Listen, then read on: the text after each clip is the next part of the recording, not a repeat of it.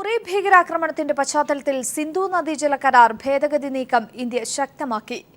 രക്തവും വെള്ളവും ഒരുമിച്ചൊഴുകില്ലെന്ന് പ്രധാനമന്ത്രി. ഉടമ്പടി നിലനിർത്തി തന്നെ പാകിസ്ഥാനിലേക്ക് ഒഴുകുന്ന 3 നദികളിലെയും വെള്ളം അധികമായി ഉപയോഗിക്കാനും ഇന്ത്യ തീരുമാനിച്ചു. പ്രധാനമന്ത്രിയുടെ അധ്യക്ഷതയിൽ ദില്ലിയിൽ ചേർന്ന ഉന്നതതല യോഗത്തിലാണ് തീരുമാനം. വിവരങ്ങൾ മനു ശങ്കർ നൽകും. മനു, പാകിസ്ഥാനെതിരെ അതിശക്തമായ നീക്കങ്ങൾ, അത് പ്രധാനമന്ത്രി കടുത്ത നിലപാടിലേക്ക് തന്നെ നീങ്ങുകയാണ്. വെള്ളം നൽകാനാവില്ല എന്ന കടുത്ത നിലപാട്. എന്താണ് മറ്റു വിവരങ്ങൾ? എന്തായാലും സുപ്രധാനമായ തീരുമാനം കേന്ദ്ര സർക്കാർ കൈക്കൊണ്ടേക്കുമെന്ന സൂചനയാണ് ഇപ്പോൾ ലഭിക്കുന്നത്. ഇന്ത്യയും പാകിസ്ഥാനും തമ്മിലുള്ള സിന്ധു നദീജല ഉടമ്പടിയിൽ മാറ്റം വരുത്താനും ഇന്ത്യ മടിക്കുന്നില്ലെന്ന സന്ദേശമാണ് ഉന്നതതല യോഗത്തിന് ശേഷം ഇന്ത്യ നൽകുന്നത്. പാകിസ്ഥാനുമായുള്ള കരാർ നിലനിർത്തും, എന്നാൽ പാകിസ്ഥാനിലേക്കുള്ള ജലവിഹിതം ഇന്ത്യ കുറയ്ക്കുമെന്നും വ്യക്തമാക്കിയിരിക്കുന്നത്. പാകിസ്ഥാനിലേക്ക് ഒഴുകുന്ന സിന്ധു, ചിനാബ്, ജലം എന്നീ 3 നദികളിലെയും വെള്ളം അധികമായി ഇന്ത്യയുടെ ആവശ്യത്തിന് ഉപയോഗിക്കാനാണ് ഇപ്പോൾ തീരുമാനിച്ചിരിക്കുന്നത്. പ്രധാനമന്ത്രി, അതോടൊപ്പം ദേശീയ സുരക്ഷാ ഉപദേഷ്ടാവ് അജിത് ഡോവൽ, വിദേശകാര്യ സെക്രട്ടറി എസ് ജയശങ്കർ, ജലവിഭവ ഉദ്യോഗസ്ഥർ എന്നിവരുടെ നേതൃത്വത്തിൽ ഇന്ന് ഉന്നതതല യോഗം ദില്ലിയിൽ ചേർന്നിരുന്നു. ഈ യോഗത്തിന് ശേഷമാണ് ഇത്തരമൊരു നിലപാടിലേക്ക് ഇന്ത്യ എത്തിയിരിക്കുന്നത്. പ്രധാനമന്ത്രി പറഞ്ഞ വാക്കുകളും ശ്രദ്ധേയമായിരുന്നു. രക്തവും ജലവും ഒന്നിച്ച് ഒഴുകുമെന്ന് കരുതേണ്ടതില്ലെന്നാണ് യോഗത്തിന് ശേഷം പ്രധാനമന്ത്രി വ്യക്തമാക്കിയത്. കരാർ പ്രകാരം 20% വെള്ളം മാത്രമേ ഇന്ത്യക്ക് ഉപയോഗിക്കാനാകൂ. എന്നാൽ പരസ്പര സഹകരണമില്ലാത്ത രാജ്യവുമായി ഇത്തരത്തിലൊരു കരാറുമായി മുന്നോട്ട് പോകേണ്ടതില്ലെന്നാണ് യോഗം വിലയിരുത്തുന്നത്. പക്ഷേ ഇത്തരം ഒരു കരാറിൽ നിന്ന് ഇന്ത്യക്ക് പിന്മാറുന്നതിന് അന്താരാഷ്ട്ര തലത്തിൽ സാങ്കേതികമായി വലിയ പ്രശ്നങ്ങൾ നിലനിൽക്കുന്നുണ്ട്. അതിനാൽ തന്നെ ഈ കരാർ നിന്ന് പിന്മാറാതെ പകരം കരാർ നിലനിർത്തിക്കൊണ്ട് ജലവിഹിതം കുറയ്ക്കുക എന്ന സമ്മർദ്ദ നീക്കം ഇപ്പോൾ ഇന്ത്യ പാകിസ്ഥാന് മേൽ ഉയർത്തുകയാണ് എന്ന് വ്യക്തമാവുകയാണ്. നിലവിൽ ഈ ചിനാബ് നദിയിലെ ഡാം നിർമ്മാണവുമായി മുന്നോട്ട് പോകാനും തീരുമാനത്തിലെത്തിയിട്ടുണ്ട്. 1960-ലായിരുന്നു ഇന്ത്യയും പാകിസ്ഥാനും ലോകബാങ്കിന്റെ മധ്യസ്ഥതയിൽ ഇത്തരത്തിലൊരു കരാറിൽ ഒപ്പുവെച്ചത്. ഇന്ത്യയിൽ കൂടി ഒഴുകുന്ന നദികളെ തിരിച്ചുവിട്ട് പാകിസ്ഥാനിൽ വരൾച്ചയും പട്ടിണിയും ഉണ്ടാകുമോ എന്നൊരു ഭയത്തിലായിരുന്നു ഈ കരാർ ഉടലെടുത്തതും. എന്നാൽ ഈ പത്താൻകോട്ടിന് പിന്നാലെ ഉറി ഭീകരാക്രമണവും ഈ കാര്യങ്ങളിലെല്ലാം പാക് നിലപാടിലെ കൂടി പ്രതിഷേധം രേഖപ്പെടുത്തിക്കൊണ്ടാണ് പാകിസ്ഥാനെതിരെ സമ്മർദ്ദം ശക്തമാക്കുന്നതിന്റെ ഭാഗമായി ഇപ്പോൾ ജലവിഹിതം കുറയ്ക്കാൻ ഇപ്പോൾ കേന്ദ്ര സർക്കാർ തീരുമാനിച്ചിരിക്കുന്നത്. അഞ്ജു, മനു ശങ്കറാണ് വിവരങ്ങൾ നൽകിയത്. മറ്റു വാർത്തകളിലേക്ക് പോകുന്നു. കിഫ്ബി വായ്പ വഴി നിർമ്മിക്കുന്ന റോഡുകൾക്ക് ഇനി മുതൽ ടോൾ ഉണ്ടാവില്ലെന്ന് ധനമന്ത്രി തോമസ് ഐസക് നിയമസഭയിൽ വ്യക്തമാക്കി. സർക്കാരിന് കീഴിലുള്ള സ്റ്റാറ്റ്യൂട്ടറി ബോർഡുകളുടെയും കിഫ്ബിയുടെ പരിശോധനയിൽ കൊണ്ടുവരും. സെബി, റിസർവ് ബാങ്ക് എന്നിവയുടെ ലൈസൻസ് ഇല്ലാതെയാണ് കിഫ്ബി വഴി ബോണ്ടുകൾ വിതരണം ചെയ്യുന്നതെന്ന് വി ഡി സതീശൻ തടസ്സവാദം ഉന്നയിച്ചു. ബിൽ സബ്ജക്ട് കമ്മിറ്റിയുടെ പരിഗണനയ്ക്ക് വിട്ടു.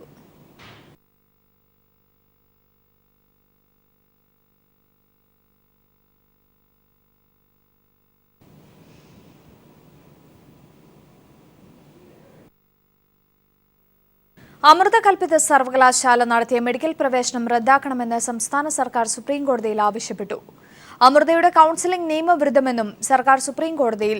അതേസമയം ഏകീകൃത പ്രവേശനത്തിൽ കേരളത്തിന്റെ കേസ് കോടതി നാളെ പരിഗണിക്കും.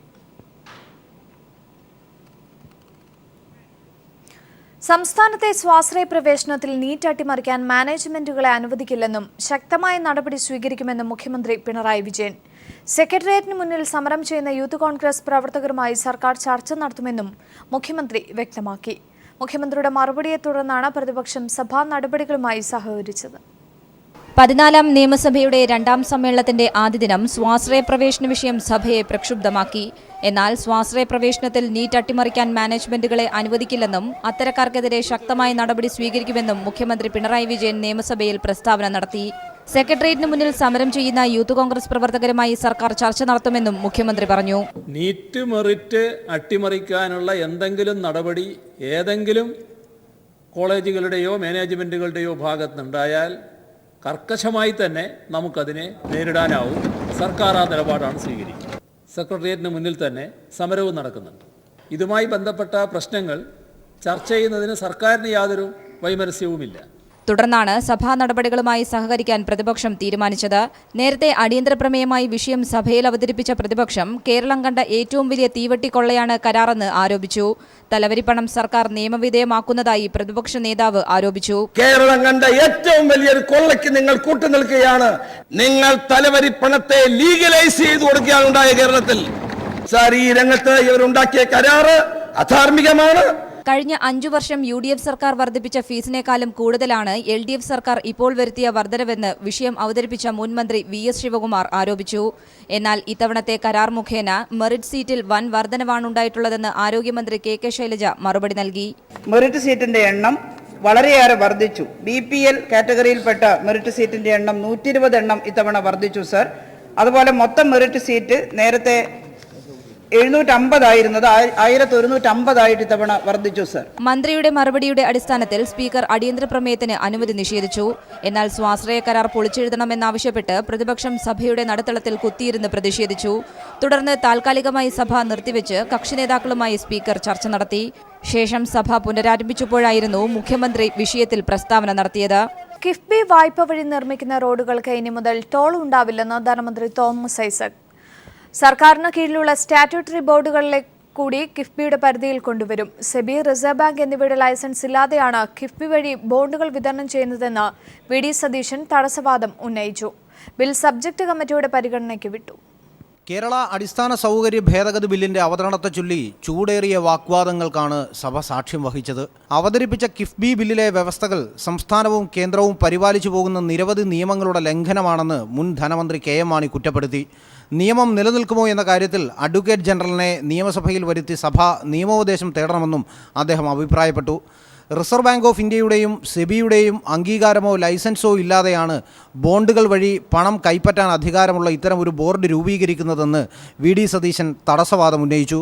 ഞാൻ എന്തുകൊണ്ട് സെബി ആക്റ്റും റിസർവ് ബാങ്ക് ആക്റ്റും ബാധകമാണ് എന്ന് റിസർവ് ബാങ്ക് ആക്ടിനെയും സെബി ആക്ടിനെയും ഉദ്ധരിച്ചുകൊണ്ടും അവരുടെ പ്രൊസീജിയർ ഉദ്ധരിച്ചുകൊണ്ടാണ് ഞാനിവിടെ പറഞ്ഞത്.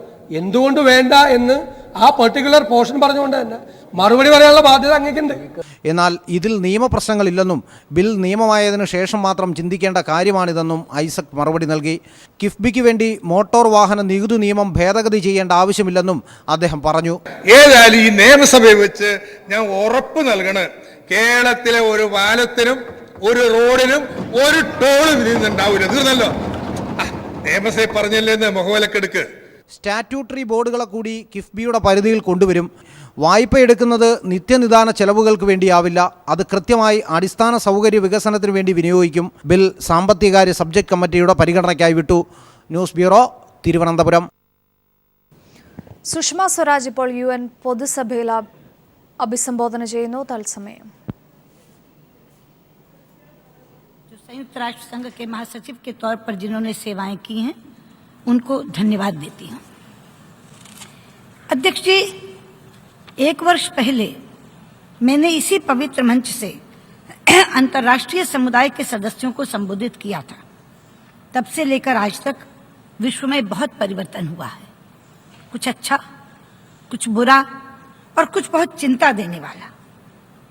ये एक मंच है जहां हम तमाम घटनाक्रमों पर चर्चा करते हैं, आज भी करेंगे, लेकिन चर्चा करते समय ये जरूर देखेंगे कि समीक्षा उन कामों की भी हो जो हमने किए हैं और समीक्षा उन कामों की भी हो जो हम नहीं कर पाए हैं।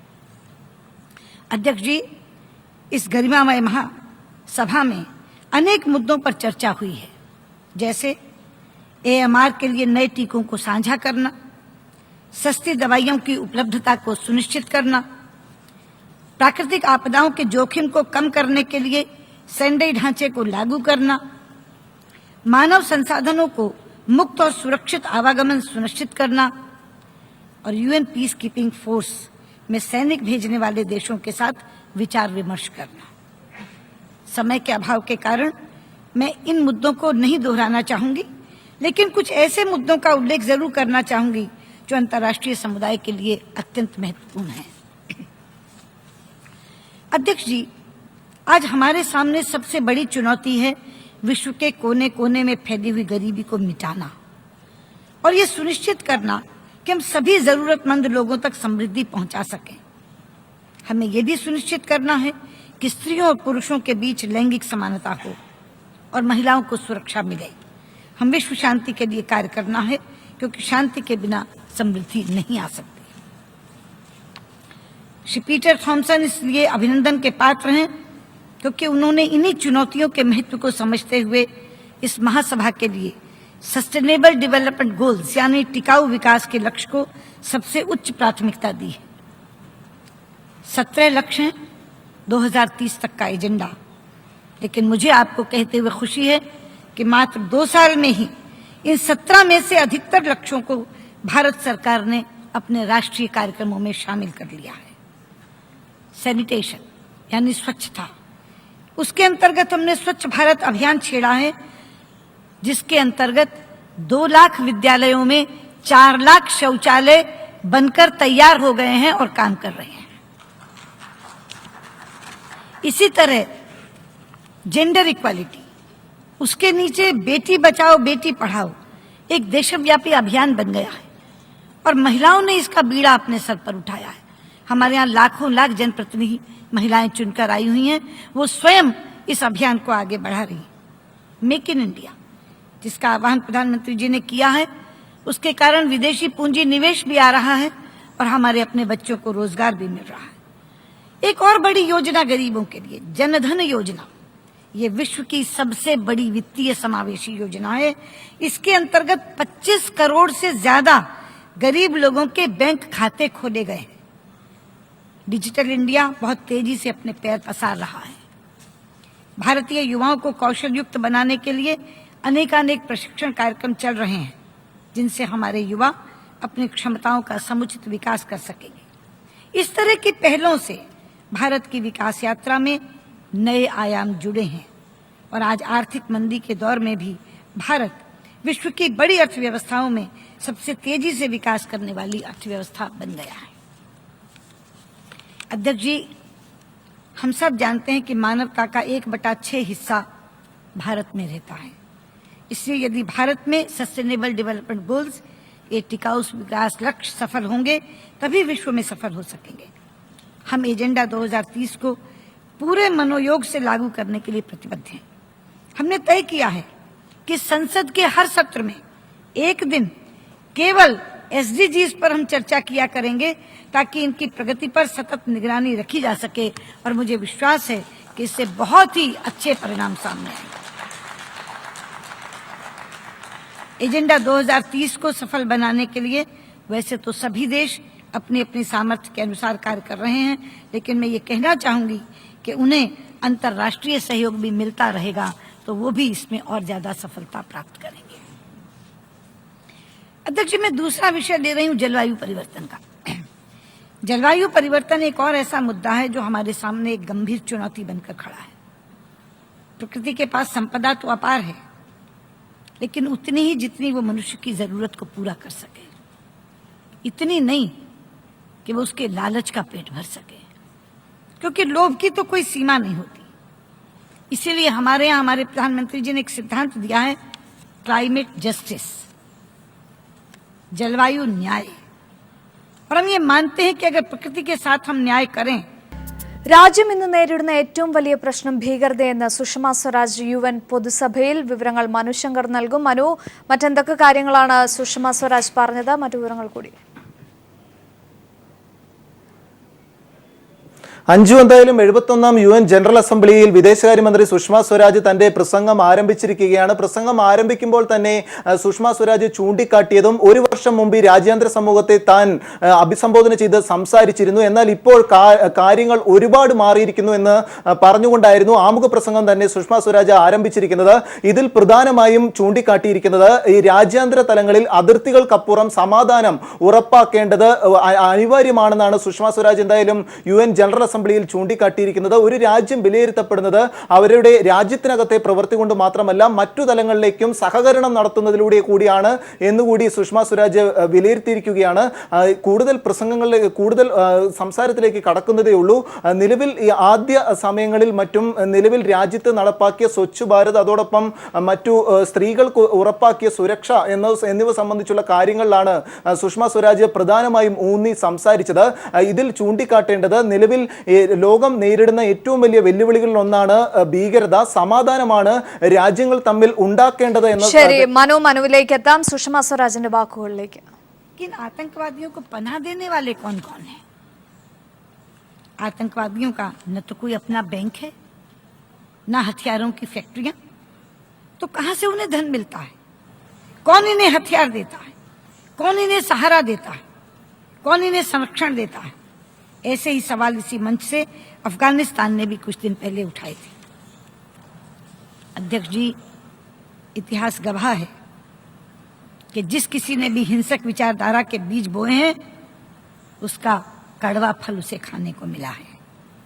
ये छोटे छोटे आतंकवादी समूह जो छिटपुट काम कर रहे थे, आज इन समूहों ने मिलकर एक राक्षस का रूप धारण कर लिया, जिसके अनगिनत हाथ हैं, अनगिनत पांव हैं, अनगिनत दिमाग हैं और साथ में है अति आधुनिक तकनीक। इसलिए अब अपना या पराया, मेरा या दूसरे का आतंकवादी कहकर हम इस जंग को नहीं जीत